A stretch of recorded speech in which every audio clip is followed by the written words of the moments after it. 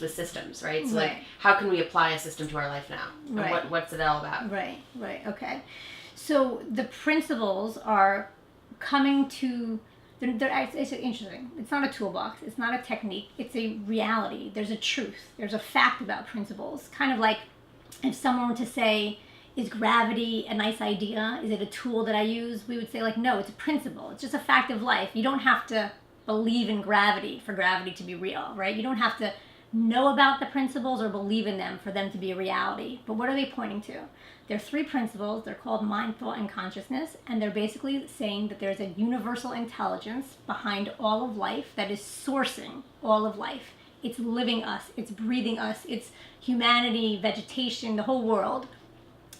The same way I would say, my heart, I'm not making my heart beat. That would be like pretty egotistical, right? Like I'm not making my heart beat. My heart is beating. Well, what's beating that? Well, there's an infinite source behind life that's beating that. That's making me breathe. Well, that infinite source also created man in a way that to have an experience of life, he had to have thought. That we have the ability to have thought and we have the ability to be aware of that thinking. And that's all the principles are pointing to. Where does our experience of life come from? And the design of the system is perfect, which means we are all, no human being is an exception, experiencing life via thought in the moment. That's the design of the system. What happens is that some people get lost by the illusion in life, which is, my kids are driving me crazy, or my boss is so manipulative, or my bank account is so low that I can't function, or my health is affecting me, or my past, I had this like critical mother, or I had this trauma or abuse in my childhood, and it's making me who I am, and it makes me behave and feel and fear the way I do now. And that's a typical way that it's like the world is looked out at as there's a false premise to the world, which is you have the power to create a feeling inside of me. My environment, my circumstances have a power to create an environment experience within me. And that's how we're trained. We see it in society. We see it in our verbiage. We see it in how people talk to each other. Like, he hurt me. You hurt him? What are you going to do about that? Or, however it comes up. Or, you made me so angry. Or, if you didn't do that, I wouldn't have been so insulted. And what the design of the system is coming to say is, it doesn't work that way. There's a logic to the principles. There's a paradigm that we're talking about, that the system works only one way. That my experience, my feelings are always only created one way, via thought in the moment. This infinite source bringing energy into me, and I have the ability to have an awareness of it through my 5 senses to have an experience. How does someone feel grateful? How does someone feel depressed? How does someone feel anxious? How does someone feel frustrated? How does someone feel compassion? Like, where does that all come from? The design of the system is saying that it all only ever comes via thought in the moment, that it's an inside-out experience, not an outside-in. And so the way the system is designed, it's kind of like, as an analogy, if you were driving a car and you were speeding down the highway, and all of a sudden you kind of like realize like, oh my gosh, I'm kind of going fast. I look at the speedometer and it's like, I'm going 90. Whoa, I should slow down. So what would most people do in order to slow down? I mean, you could have some that would say, I'll slam on the brakes, and that would really not go so well for them, right? But if you just took your foot off the accelerator, the car is designed to slow down. No one has to do a tool on it or a technique on it. The car is designed that if you take your foot off the accelerator, it will naturally slow down. So too our minds are designed in a certain way. When I'm not putting my foot on the accelerator, my mind is designed to slow down. So what's putting my foot on the accelerator? When I'm innocently blaming something else to be the source of my experience. When I'm innocently thinking you're the one making me unhappy, or the weather, I was supposed to go out today and it's raining and it's cloudy, or I think my personality, it's not my nature, that's why I can't do that, or I think it's my past. The moment I innocently blame something else to be the source, I attribute that for why I'm feeling what I'm feeling, I'm putting my foot on the accelerator. And we're designed to insightfully be able to wake up to the fact that we're doing that. And when I wake up to the fact that I'm doing that, it's like, oh, I don't have to slam on the brakes. I don't have to do some sort of like technique and positive thinking, what have you, I can just take my foot off the brake, which means kind of like stop doing the blame game and just let the system reset itself. It's designed to. It's like a psychological immune system. It's designed to reset itself if I let it. And I just don't think people know that. Can you give an example? Like was there a kid in the office or like a person that you'd worked with, or like how is that like in a practical example? Of how a person would like settle something down that and happened, reset maybe themselves? someone in the office, their day to day, like something they were getting stuck on, like what was the and then they realized. Right. Okay, so someone just sent me an email for this webinar that I was giving.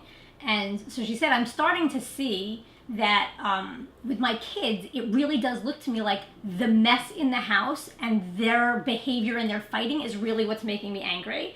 And she perpetuates it by like, oh my gosh, like you're making such a mess. And she gets all revved up by the mess and the fighting and the constant barrage of that. And then all of a sudden the other day, she kind of got hit with this, wait a minute. You don't have the power to make me angry. And she said she had this like moment where like things kind of settled down for her.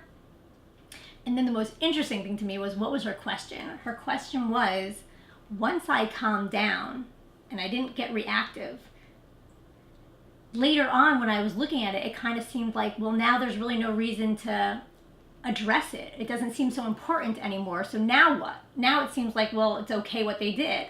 And I was trying to describe that, well, yeah, sometimes that happens. Sometimes when I settle down, I realize that the issue wasn't really an issue. I end up seeing it was my thinking about it.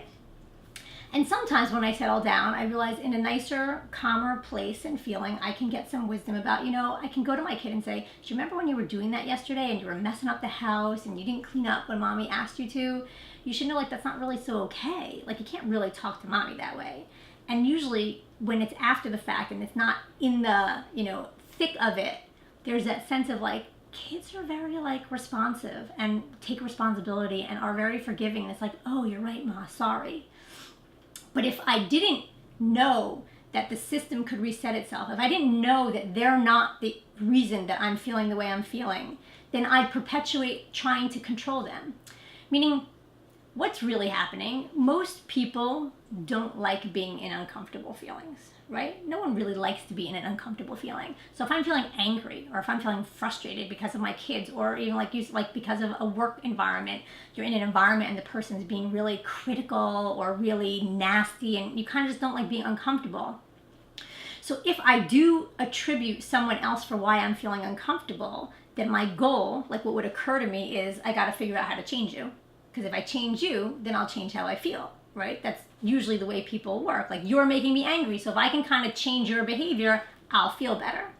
Well, the problem is that, not that it's a problem, but the system isn't designed that way. You're not the one responsible for why I feel what I feel. It's my thinking about you that's responsible for why I feel what I do. So I'm kind of barking up the wrong tree. I'm looking in the wrong direction, and that's innocently pushing my foot on the accelerator rather than letting the system sort of reset itself. And then I get new fresh thought. See, the interesting thing is the nature of thought is that this life force that's working through us, it's a flow. There's a flow of energy and it's coming through and it's changing all of the time on its own if I let it. So I don't have to get in there and change my thinking. Like once I realize, oh, it's my thinking creating this feeling. So most people would have a reaction like, oh, then let's get in there and let's fix it. Let's change it. Let's positive think it. But that takes a lot more thinking. When I put more thinking on my mind, I feel worse. But if I had a sense of how the design works and the system is set up, it is changing on its own. When people start experimenting with the fact that thought is always flowing, I can't hold on to a thought more than I think I can, and that life is lived moment to moment, people end up seeing that they don't have to work so hard, or their work looks different than it would normally. Does that make sense? It does, totally. I would ask, like, maybe try to take a couple more pauses between some of the things you said, because you know the answers right away from the question. So it's like, I think it would be beneficial just to have a breath a couple times. Okay. Do you know what I mean? I would also say too, if you're jumping from point to